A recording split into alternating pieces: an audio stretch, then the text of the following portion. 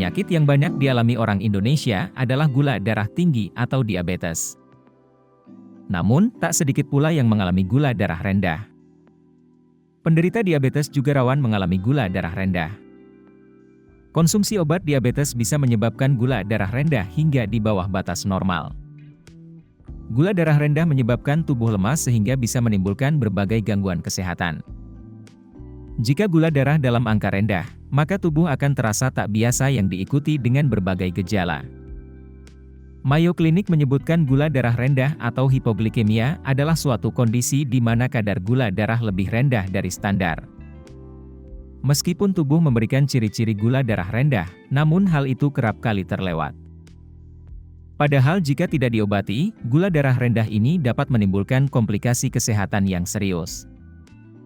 Menurut WBMD, kebanyakan orang akan merasakan ciri-ciri atau gejala gula darah rendah ketika kadar gula darah mereka mencapai 70 mg per dl atau lebih rendah. Menurut Mayo Clinic, jika kadar gula darah sangat rendah, maka tubuh wanita dan pria akan merespons hal tersebut dengan menunjukkan ciri-ciri yang kasat mata.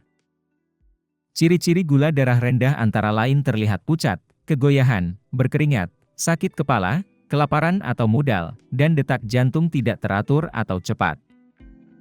Ciri-ciri gula darah rendah lainnya adalah gampang kelelahan, mengalami iritabilitas atau kecemasan, sulit berkonsentrasi, pusing atau sakit kepala ringan dan kesemutan atau mati rasa pada bibir, lidah atau pipi.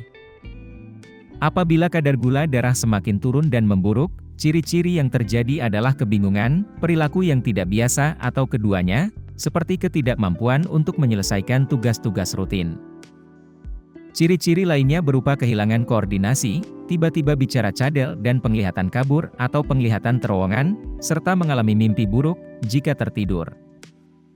Sementara itu, jika kadar gula darah rendah sudah di level berat akan disertai ciri-ciri berupa tidak responsif atau kehilangan kesadaran. Tak jarang pula, pasien gula darah rendah mengalami kejang-kejang.